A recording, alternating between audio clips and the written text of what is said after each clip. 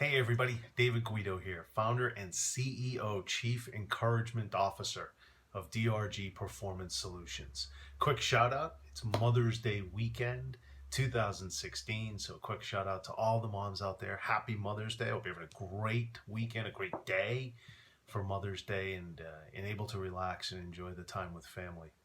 So I want to talk with all of you about relationships and mending broken relationships. Have you ever found yourself angry, bitter, or, they did this to me, or, I did this to them, and now they won't talk to me, and our relationship is strained, broken, it's a mess, whatever the word is you want to use. Have you ever been there? I got to thinking about this because I was talking with my wife this weekend about Mother's Day and about my mom and our relationship over the years, which at various times was broken, was strained.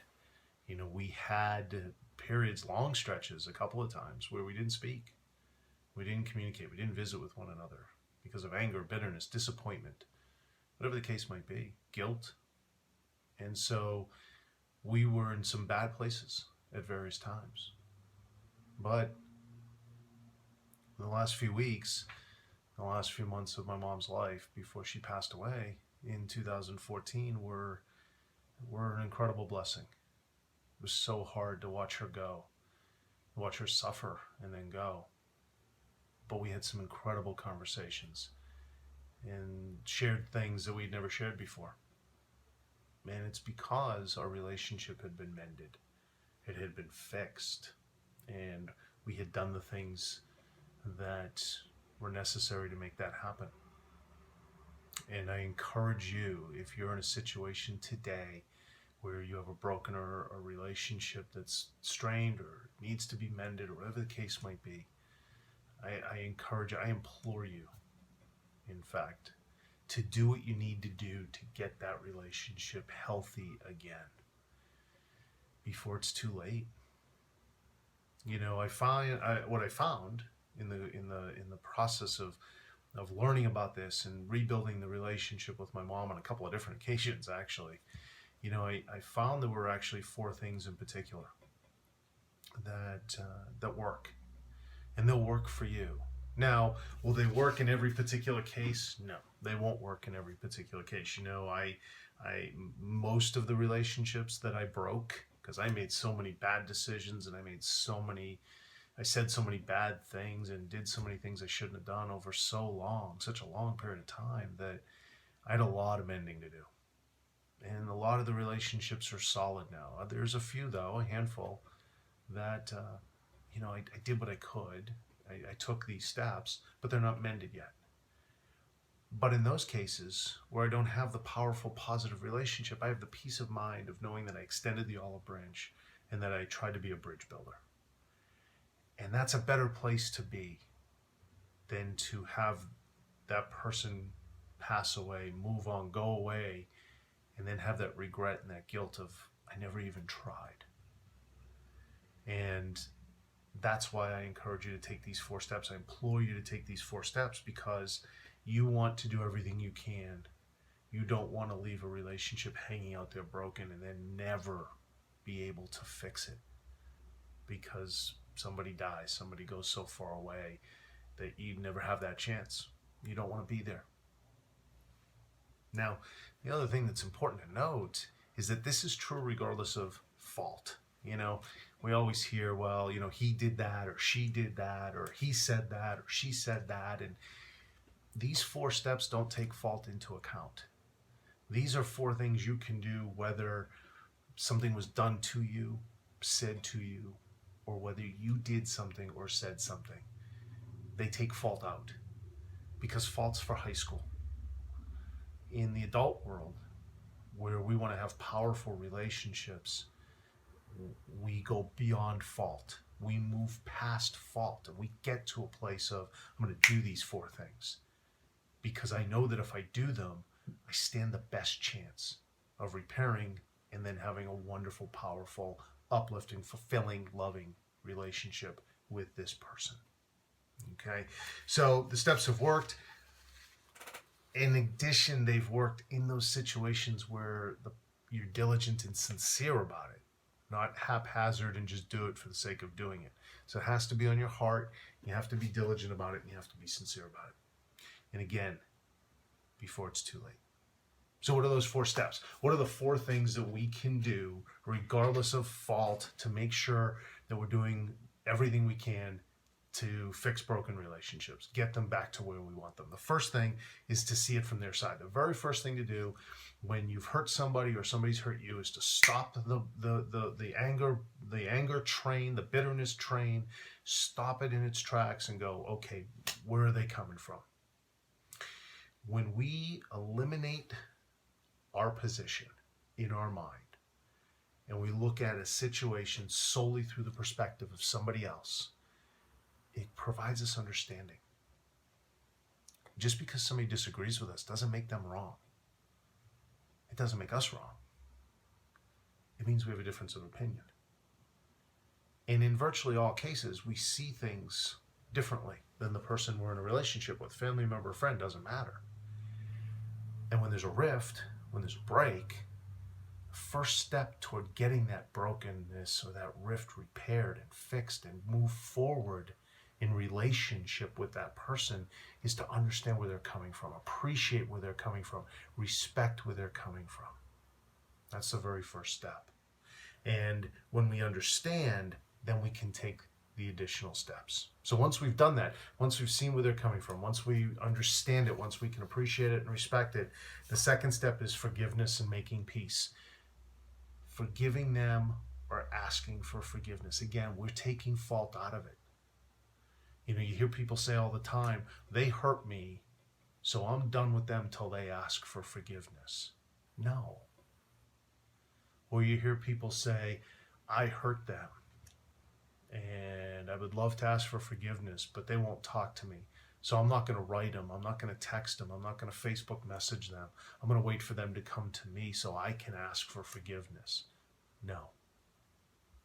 You go out there, you reach out, you extend the olive branch, and you say, you know what, you messed up, and I'm mad at you, but I forgive you because I want to have a relationship with you. I want to love you. I want to be loved by you. I want to grow with you. I want to share my life with you, so I forgive you.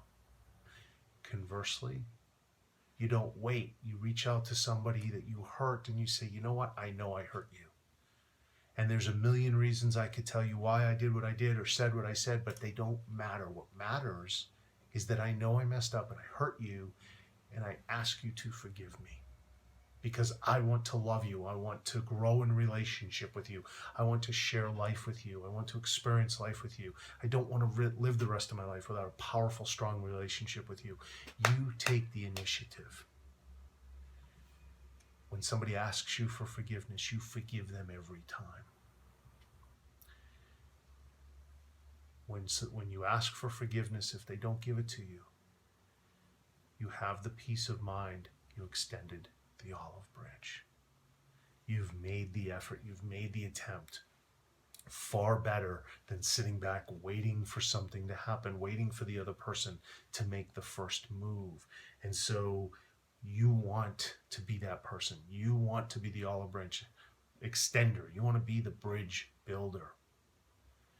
You know, Matthew West put it best, you know, in his incredible, amazing song, Forgiveness, when he says, the quote is, the prisoner it frees, it being forgiveness, the prisoner it frees is you. When you don't forgive, when you don't ask for forgiveness, you're being held hostage by the guilt, you're being held hostage by the situation. And if you want to experience life at its fullest in every area, spiritual, financial, health, physical, other relationships, professional, if you want every area of your life to have the chance to go to the highest levels possible, then you need to ask for forgiveness. You need to grant forgiveness. When you don't, it's holding you back. It's holding you hostage. So again, it's not about fault. It's about taking the initiative to repair a broken relationship. And if they say no, they don't forgive you, again, you have that peace on your heart. The third thing, you know, you've understood where they're coming from. That's the first thing. You put yourself in their shoes, you see it through their prism, pick your cliche. Second thing is you forgive them, you ask for forgiveness. Then you reach out to them. You reach out to them without waiting for them to reach out to you. You know, so often we say, well, I asked for forgiveness and they're not responding to me. So, you know, the heck with them. No. I asked them for forgiveness. I haven't heard from them. I'm going to reach out to them. And I'm going to keep reaching out to them because I want to have that relationship with them. I'm not going to play games and say things like, well, since they won't call me back, I'm not going to call them. Since they won't text me, I'm not going to text them. Since they won't Facebook message me, I'm not going to Facebook message them. We are communal and need relationships. And so sometimes that means you have to reach out first. That means you have to reach out. That means you have to be the person who stimulates things, who gets things moving. You need to be the one to break through. So you're the one who schedules the coffee or the dinner or the phone call to work through the issue once the forgiveness has been given and accepted. Be the person who reaches out before it's too late. And then last but not least, the fourth step is if they're hurting, if the other person in the relationship is hurting, they're in a bad place, they've done bad things, they've said bad things, don't avoid them. Serve them. You know, I know people who have made a whole series of bad decisions and said bad things and created horrible rifts and breaks in relationships because they were in a bad place. And what they needed was somebody to reach out and hold them and hug them and serve them and love them and say, you know what? You messed up. You screwed up. But I love you. And I want to help you. And I'm angry at you. And I'm bitter. And I'm disappointed. But I love you. And you're here. And I want you to be here. And I'm going to serve you and help you. See, way too often relationships are broken because, or in part, or continue to be broken because people are sitting back saying, I would rather judge them than serve them. Now, we all make mistakes. We've all been in a situation where we've said or done things that were wrong. We've all made bad decisions. And in those cases, isn't it true that what we really needed at that point was for somebody to maybe reprimand us, maybe get on us, maybe get on our butt, yell at us, tell us about ourselves, but then hold us, hug us, comfort us, love on us, and help us get back to where we really need to be and where we really want to be. You know, with rare exceptions, the majority, almost everybody in this world is a good person. There's rare exceptions, but virtually everybody is good and wants to do the right thing and feels really bad when they mess up. And so when somebody messes up and then they're alone and abandoned by everybody, it makes it even worse. And you can do so good and do so much for people and yourself and your heart and your fullness and experience such great joy in relationships by reaching out to those people and saying, yeah, you made me mad. You pissed me off, as a matter of fact. But I love you and we're going to get through it together. Don't avoid them. Serve them. So, you know, with my mom, you know, those were the four things that we did, you know, with all kinds of relationships, as a matter of fact. Those are the 4 steps that I've taken. Most of the time it works. Sometimes it doesn't. But I have peace and I have solace to know that, again, I extended the olive branch. Again, I tried to build a bridge, and you will feel that way too. And because at the end of the day, being sad, being upset that I don't have the great relationships I want in some cases, but knowing I tried is a far better place to be than them dying, passing away, like my mom did, or just going away forever in whatever way, and me being stuck saying, if only I had. You don't want to be there. You don't want to be in the if only I had world. It's much better to be in the I extended the olive branch, I tried to build a bridge, It's just not the right time. They're not in the right place. Whatever the case might be. It's far better to be there. Your regret will go away. There'll be no regret. There'll be no chance for regret if they do pass away or something happens and you never have the chance. If you try, your regret is gone. That's the first incredible benefit on your heart. The second is the peace of mind that we've talked about. You know, that you tried, that peace of mind that you've rebuilt a relationship, you know, that you make a difference. You know, so many people, like we talked about a few minutes ago, so many people make bad decisions and then it makes them feel worse about themselves. And what they really need is a hug. They don't need to be abandoned. And so when you reach out, when you don't avoid them, when you forgive them and turn to them instead of turning away from them, you may actually end up making a huge difference in their life. You may save them from a myriad of really bad things. You have an opportunity to make a difference. And at the end of the day, most importantly, it helps you in most cases, like it did for me, to have these great relationships again. To have these powerful, fulfilling relationships. Because as all the studies have said, we are the happiest, the healthiest, we are the most at peace, the most productive when our relationships are in order, when we have great, powerful, strong, positive relationships. And that means that conversely, we are not nearly as healthy, productive, happy, fulfilled, at peace, joyous when our relationships are a mess. And so again, I encourage you, I implore you to stop. If you have a relationship with a family member, a friend, or anybody that is broken, needs to be fixed, is in a bad place, that you put your opinions completely aside and understand where they're coming from and appreciate and respect where they're coming from. That you ask for forgiveness if you kind of caused the situation, or that you forgive them if they cause the situation. That you reach out to them. You don't wait for them to make the first move because of pride or ego or whatever. And that at the end of the day, you be there to serve them, that you be there to help them, that you be there and not avoid them.